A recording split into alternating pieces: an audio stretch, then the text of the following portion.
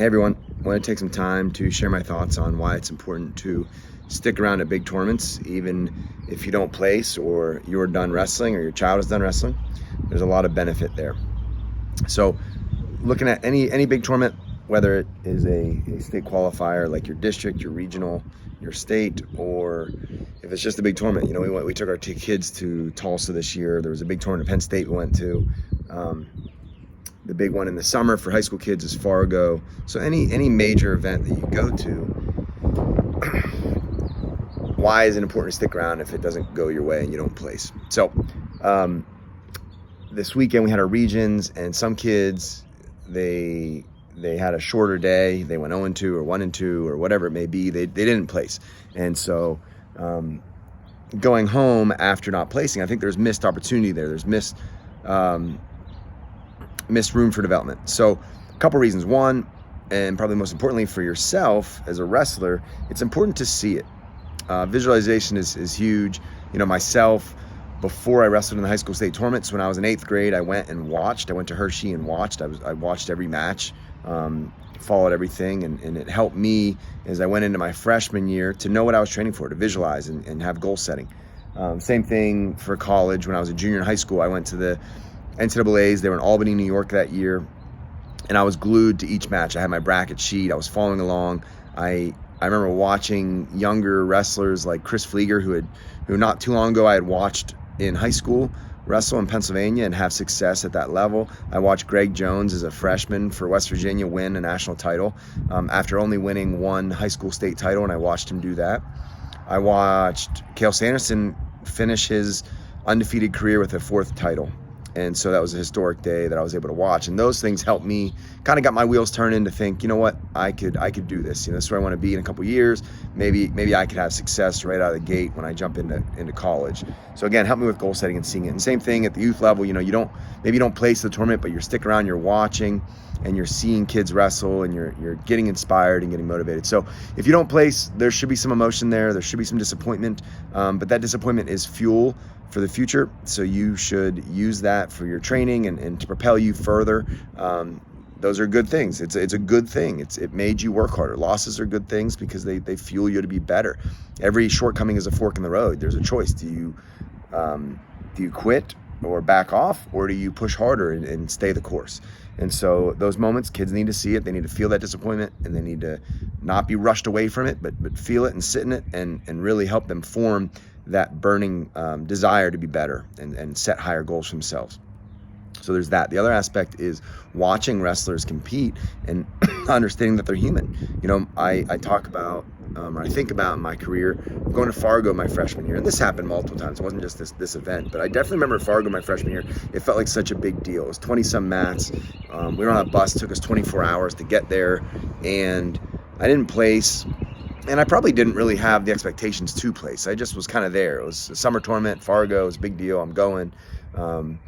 Maybe I didn't think highly enough of myself at the time. And I was watching kids wrestle in the medal round, placing top 8, and watching them wrestle and realizing, like, these kids are good, but they're not superheroes. They're not different. They're not, I could attain this if I work hard. I'm not that far off.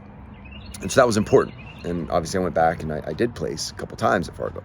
So that was an important part. So seeing it and watching kids wrestle, and watching kids sometimes maybe you could actually beat, and that can, again, be disappointing, but also helpful for your development. I think also for visualization, I remember the first young kid I coached that qualified for the States, Isla Silva, was 7 years old when she first qualified, and we went. My son was her training partner, so he got to warm up with her and get her ready. And she didn't play. She went like 1-2, I think, at the tournament. And we made sure we went back for the finals. It was in Pittsburgh, so it helped. It was the Pearson Event Center. But we drove down specifically to watch the finals so that they could see the kids come out for the Parade of Champions, the music, the lights are off, the spotlights are on, and just see that really cool moment. And I know Isla saw that and wanted to do that really badly. She wanted to be in that Parade of Champions and win. And so now, she did come back and she won, and she's won a couple state titles. So that was helpful to see.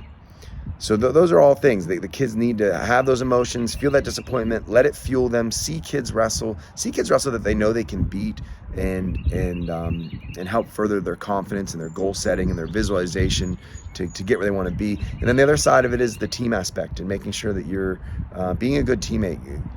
Leaving when you're done is not being a good teammate. You want to be there to support your team, watch them. You should be invested. You should be excited for your teammates.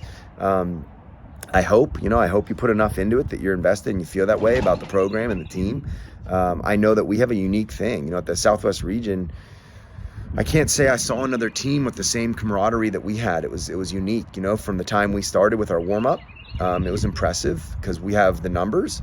We have a lot of people and families involved, but also because we're close and we have a lot of people that know each other. We're pulling for one another. We're not just a group that uses one another to get better. We care about one another, and that's important. I'm the club coach, but it's unique because I'm at all the little local tournaments with the team, with the kids, because my kids are wrestling. So that's a unique thing we have there. So being there for the team, and I know for a fact it helped kids wrestle their best, having their teammates in their corner, cheering for them, pulling for them, wrestling for something bigger than themselves. Having a team behind them was huge to help propel them to wrestle their best. So those are things I want you to think about, moving forward. The states are coming up, state championships, both the Keystone and the PJWs, they're in our backyard. The Keystones are at IUP. Whether your kid's wrestling or not in it, you should plan on attending the finals. If you're serious about the sport and you have serious goals, they need to see it.